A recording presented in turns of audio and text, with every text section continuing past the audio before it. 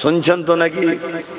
হ্যাঁ, আমরা কত খুশি নিজের ছেলেদের ঘরে অনেক বাপ শোনায়, শোনো না গো, চীন থেকে এতে গেছে, অমুক থেকে এই গেছে, এখান থেকে এই গেছে, কি গেছে না আকাশে গেছে, চাঁদে গেছে, শোনান না? হ্যাঁ কি গো, শোনান তো। রেপ বন্ধ করতে পেরেছেন? খুন, প্রতারণা, চিটিংবাজি, দুর্নীতি বন্ধ করতে পেরেছেন? পারবেন না। একমাত্র যদি বন্ধ হয়, মোহাম্মদ রসুলকে মডেল বানালে বন্ধ হবে। জোরে বলুন সুবহানাল্লাহ, আরো জোরে বলুন। এটা বড় পাওয়ারের সাথে বলে যাচ্ছি। আপনি আমাকে এই চাঁদে যাওয়ার গল্প শোনাবেন না, আপনারা আপনাদের বাচ্চাদের ঘরে শোনাতে পারেন। আমরা আমাদের বাচ্চাদের ঘরে কি শোনাই জানেন? আমরা শোনাই, তোমার আমার নেতা মোহাম্মদ রসুল জমিনে দাঁড়িয়ে চাঁদের দিকে ইশারা করেছে, চাঁদ দু টুকরো হয়েছে, এটা শোনাই। জোরে বলুন সুবহানাল্লাহ। কোটি টাকা খরচ করে যাওয়া, আর এখানে দাঁড়িয়ে বলে দু টুকরো হয়ে যায়। মুখে বলতে হয়নি, ইশারা করেছে, দু টুকরো হয়েছে। শুধু দু টুকরো হয়েছে, একটা ফালি পাহাড়ের ই মাথায় আর একটা ফালি পাহাড়ের ও মাথায়। কিছু সময় নাকি না, অর্ধেক রাত পর্যন্ত এইভাবে দাঁড়িয়েছিল। জোরে বলুন সুবহানাল্লাহ। এইটা শোনাই। সেই নবীর হও, সেই নবীকে নেতা বানাও যে জমিন থেকে চাঁদের উপরে রাজত্ব চালায়, চাঁদকে দু টুকরো করে, আর চাঁদ মোহাম্মদ রসুলের গোলামিতে নিজের মাথা থেকে পা পুরো বুক চিরে দিয়ে দু টুকরো হয়ে খুশি মনে দাঁড়িয়েও থাকে। জোরে বলুন সুবহানাল্লাহ। কেন? দোনো জাহানের সুলতানের ইশারা হয়েছে। কথা মাথায় ঢুকছে? হ্যাঁ, সেই নবীকে মানো, সেই নবীকে মানো। যুদ্ধের ময়দানে 1500 সাহাবালে নবী গেছে, আর খোদার তো অবস্থায় আল্লাহ নবীও মালপত্র বই করছে, খিদা লেগে গেছে। এক সাহাবীর পাশেই বাড়ি ছিল, তিনি এসে বিবিকে বলছে কিছু খাবার আছে, এটা বলে দিয়ে সালাম পড়ে নামাজ পড়তে হবে। আমরা এই সব শোনাই আমাদের বাচ্চাদের ঘরে। আপনারা কি শোনান? কি গো মোবাইল ওয়ালা ভাই, কি শোনান? হ্যাঁ, স্পাইডারম্যান নাকি বলে একটা, এসব শোনান নাকি? স্পাইডারম্যান নাকি উড়ে ওড়ে নাকি? ছেলেও দেখা দেখি উঠতে গেছে, ছাদ থেকে উঠাতে পক করে পড়ে শেষ, দাঁত কেলিয়ে রয়ে গেছে। কথা বুঝে আসছে না? এইসব ভণ্ডমি ছাড়া, ওইসব সব ধোকা, এসব চিটিংবাজি। হায় হায় আমার কমের ভাই, আমি আমার কমকে বুঝাচ্ছি, কেন ধর্ম নীতিতে জলসা করতে এসছি। হ্যাঁ, আমার আর একটা সাইড আছে, আপনারা জানেন তো নাকি? জানেন তো নাকি? হ্যাঁ, আপনাদের কারো আপত্তি আছে নাকি? আপত্তি কেন থাকবে? আমার ইসলাম যখন আপত্তি করেন, আপনি আপত্তি করবেন কেন? আমি যদি চুরি করি, চোর হই, ঘুষ খাই, তখন আপনি আপত্তি করতে পারেন যে হুজুরের ছেলে হয়ে আপনি এইরকম একটা কাজ করে ফেললেন। তখন আপনি একবার কেন 1 কোটি বার বলবেন অন্যায়ের বিরুদ্ধে, কোনো অসুবিধা নেই। কথা বুঝে আসছে? আর ইসলাম যেটা নিষেধ করেন, আমি যাবো, আপনাকে বাধা দেবার অধিকার নেই। ভালো না লাগে দূরে সরে যান, খানদানের রসুলদের পাল্লায় বিরোধী লাগতে যাবেন না। এমন মার মারবে খোদা, আর দুনিয়াতে এমন সাইজ করবে, দেখছেন না দিশেহারা হয়ে যাচ্ছে কি হচ্ছে। খোদার গজব তো সবে শুরু হয়েছে রে বাবা। এ তো একজনের দ্বারা দিয়ে আর একজন হচ্ছে, এর উপরে নির্ভর। এটা নিয়ে বেশি আনন্দ নয়। আমি সেই মারের অপেক্ষায় বসে আছি, যেমন ফেরাউনকে আল্লাহ ছুঁচো ডুবানোর মতো চুবিয়েছিল, একবার চোখ নিচে যারা ওঠে, ও মুসা, ও মুসা। আর মুসা খুব জেলিছিলি না, আবার বুঝতে পারছেন না? নীল নদে ফেরাউনকে চুবিয়ে চুবিয়ে কে মেরেছিল? হ্যাঁ, আমি সেই আল্লাহর উপরে ভরসা করে আছি, এদেরকে ওইভাবেই মারবে আল্লাহ। কথা বুঝছেন? হ্যাঁ, আমার ঘরের ছেলে যেগুলো আছেন, আল্লাহ কারে পরিবর্তন হচ্ছেন, দোয়া করি আল্লাহ আরো পরিবর্তন করে দেন। বোন আল্লাহুম্মা আমিন। ঘরের ভাই ঘরে ফিরে আসে, ঘরের ভাই ঘরে ফিরে আসে। তো যাক, আমি যে কথা বলছি, কি কথা বলতে গিয়ে চলে গেলাম? হ্যাঁ, যুদ্ধের ময়দানে আল্লাহ নবী 1500 সাহাবাদের নিয়ে কাজ করছেন। এমন সময় আমার নবীর এক সাহাবী দেখে বড় কষ্ট হয়েছে, তিনিও ছিলেন ওই মধ্যে। টুক করে ঘরে গিয়ে বিবিকে বলছে কিছু আছে, গরিবই সংসার, তখন তো অভাব। আহা, সেই নবীর দুয়ার ওসিলায় আজ আমরা কত কি পেয়েছি। তো বললেন একটা ছোট বকরি আছে আর কিছু জবের আটা আছে, বললেন জবাই করো, রুটি বানাও, নবীকে দাওয়াত দেবো। আর হযরতে উমর, হযরতে আবু বকর, কোন রায়াতে আছে উসমান গনি আলী, হযরতে উমর, হযরতে আবু বকর আর নবী তিনজনকেই।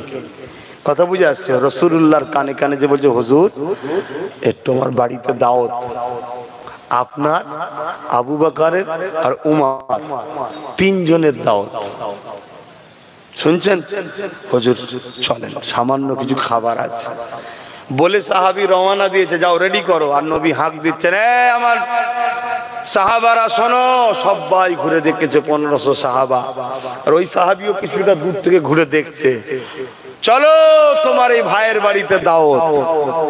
কতজনের খাবার আছে ভাই? খুব জোরে পরিবারে উনি মিলে 4-5 জনের হবে। দাওয়াত দিচ্ছে কতজনকে নবী? 1500। চলো রেডি হও, তোমার এই ভাইয়ের বাড়ি দাওয়াত, একটা বকরি আর কিছু জবের আটা। কথা বুঝে আসছে? আহা, ওই সাহাবী ঘরে এসে স্ত্রীকে বলছে, আমি তো খুব চিন্তার মধ্যে। কেন? আমি নবীর কানে কানে বললাম হুজুর আপনার, আবু বকর, উমরের দাওয়াত। নবী তো সবাইকে দাওয়াত দিয়েছে। স্ত্রীটাও কত বড় নেক বখত দেখেন, কত আল্লাহওয়ালা মেয়ে। সঙ্গে সঙ্গে বলছে আপনি এত চিন্তা করছেন কেন? চিন্তা নাই, 1500 সাহাবী আসছে, ঘরে কিচ্ছু নেই, এইটুকু খাবার। যা আপনি কজনকে দাওয়াত দিয়েছে? 3 জনকে। আপনি 3 জনের ঠিক করুন, বাকি জনকে দাওয়াত কে দিয়েছে? আপনি না রাসূলুল্লাহ? বলছে রাসূলুল্লাহ। রাসূলুল্লাহ ব্যবস্থা করলে। জোরে বলুন সুবহানাল্লাহ, আরো জোরে বলো। আপনি যে 3 জনকে, যে 3 জনের রেডি করুন। নবী যাদেরকে দাওয়াত দিয়েছে 1500 নবী সামলাবে, আপনি চিন্তা করছেন কেন? তো যথারীতি চলে এলো। ঘর ছিল সাহাবীর ছোট। কথা বুঝেছে? 10 জন 10 জন করে। কথা বুঝে আসছে? বসার মতো ব্যবস্থা রয়েছে। কিন্তু আল্লাহ নবী দাওয়াতের কথা বলে দিয়ে সাহাবীকে বলেছিল, সাহাবী আমি যাওয়া না পর্যন্ত সিনি খুলবে না, রান্নার যেটা চাপা দেয়া আছে ঢাক্কান খুলবে না। কথা মতো কাজ। আল্লাহ নবী বললেন সামান্য খোলো, খসাতে থাকো, খসাতে থাকো, খসাতে থাকো। এভাবে সাহাবীদের খাওয়াতে খাওয়াতে খাওয়াতে খাওয়াতে 1500 সাহাবীর খাওয়া হয়ে যাবার পরও অর্ধেক বেঁচে রয়ে যায় সামান্য খাবারটাই। জোরে বলুন সুবহানাল্লাহ, আরো জোরে বলুন সুবহানাল্লাহ। এই বরকতটা কে দিলেন? আল্লাহ। আমার নবী পাক সাল্লাল্লাহু আলাইহি ওয়াসাল্লামকে আল্লাহ এত সম্মান দিয়েছে। এবং এই বাড়িতে এক ঘটনাও ঘটেছে। যখন বকরিটা জবাই করা হয়, বড় ভাই দেখে। ওই সাহাবীর 2টো সন্তান ছিল। বড় বাচ্চাটা, তার 2টো বলতে বড় ভাই বলতে দুজনই ছোট ছোট। বড়টা দেখে, দেখে বড়টা ছোটকে বলে কিভাবে আব্বা বকরি জবাই করেছে দেখবি, এদিকে এসো বলে ছোট ভাইকে শুইয়া ছুরি চালিয়ে দিয়েছে, রক্তাক্ত হয়ে গেছে। কথা বুঝে আসছে? বড় ভাইয়ের এই অবস্থাটা দেখে মা দেখতে পেয়ে গেছে, মা ছুটে ধরতে গেছে, বাচ্চা ছেলে ভয় হয়ে গেছে। বাড়ির ওপরে উঠেছে, সেখানে পাথরের বাড়ি উঁচুতে উঠেছে, লাফ মেরেছে ভয়ে, ছেলেটাও ইন্তেকাল হয়ে গেছে। বলুন, কারো বাড়িতে 2টো বাচ্চা ইন্তেকাল, আবার মায়ের জান, স্বামী জানেনি, স্বামী তো চলে গেছে, আবার মাঠে কাজ করছে, হুজুরকে নিয়ে আসবে। এর মধ্যে এত কিছু ঘটনা ঘটে গেছে। আল্লাহ নবী এসেছেন, দস্তরখান বিছানো হয়েছে। তোমরাও খাবে, যখন দস্তরখান বিছিয়ে খাবে, দস্তরখান বিছিয়ে খাওয়া সুন্নাত, খাবে। আল্লাহ নবী বললেন, এ সাহাবী তোমার বাচ্চা 2টোকে নিয়ে আসো। সাহাবী গেলেন, স্ত্রীকে বলছেন বাচ্চা 2টো কই? রাসূল ডাকছে, যে বলেন বাচ্চা 2টো ঘুমাচ্ছে। কি করছে? কোরআনে মওতকে ঘুমের সাথে তুলনা করেছে। সাহাবী মিথ্যা বলছে, এটা বলবেন না, নাউজুবিল্লাহ। কেন? এখন সব তো ঈমান আমাদের বড় দুর্বল না। কোরআনে মৃত্যুকে মওতের সাথে তুলনা করা হয়েছে। কথা বুঝে আসছে? হুজুরকে বললেন, হুজুর ঘুমাচ্ছে। আল্লাহ নবী বললেন, যাও বাবা তুলে নিয়ে আসো। আবার যে বলছেন, আরে হুজুর ডাকছে বাচ্চা 2টোকে। স্ত্রী বলছে, যে বলেন এমন ঘুমোচ্ছে, ওরা এখন উঠবে না। তখনও স্বামী বুঝতে পারে না। চিন্তা করুন কি প্রেম ছিল নবীর ওপর ওই মাটার। একটু পা চোখ দিয়ে পানি বার করেনি। কেন? জিনাকে দাওয়াত করেছি, উনি যদি জেনে যায় এরম জিনিস হয়েছে, এটা তিনার বিশ্বাস, নবী পাক এই দুঃখের সময় চলে যাবে, আজ জীবনে হয়তো আর পাবো না তিনাকে। অতএব হাজারো বাচ্চা কুরবান হয়ে যাক, আমেনা লাল যেন না খেয়ে না চলে যায়। জোরে বলুন সুবহানাল্লাহ। আল্লাহ নবী তৃতীয়বার যখন বললেন, বলে বাবা তোমার বাচ্চাকে নিয়ে খাবার হুকুম হয়েছে, জোরে বলুন সুবহানাল্লাহ। এইবার স্বামী যে বলছে, আরে হুজুর বলছে বাচ্চাকে নিয়ে, তখন বলছে আল্লাহ নবী বললেন, চলো কোথায় তোমার বাচ্চা ঘুমোচ্ছে নিয়ে চলো।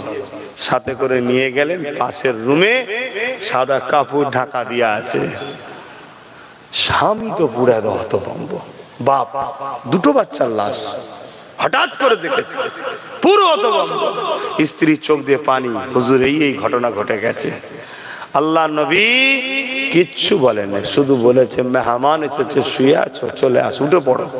কাপড় ঝাড়তে ঝাড়তে দুটো বাচ্চা উঠে দাঁড়ালো, জোরে বলুন সুবহানাল্লাহ। বাপের গল্প শোনাচ্ছি নি, হাদিস শোনাচ্ছি। হাদিস শুনছেন তো নাকি? হাদিস শোনাচ্ছি, আমার বাপ বলেছে নয়, হাদিস বলছি। এই যে মরাকে জিন্দা করার ক্ষমতা কার? নবীর মুখের কথাকে আল্লাহ এত ভালোবাসে, হুজুর ডেকেছে, মরাকে আল্লাহ জিন্দা করে দিয়েছে, জোরে বলুন সুবহানাল্লাহ।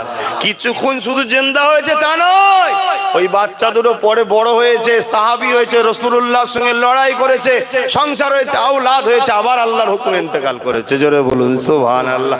আমরা এই নেতার কথা বাচ্চাদের ঘরে শোনাই যে ইনাকে মানবি বাবা, অন্য কারো পিছনে ছুটিস নি বাবা।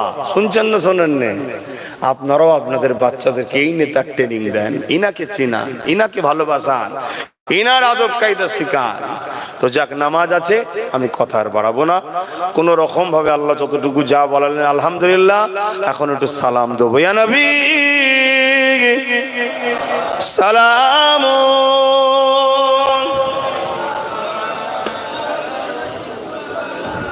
আচ্ছা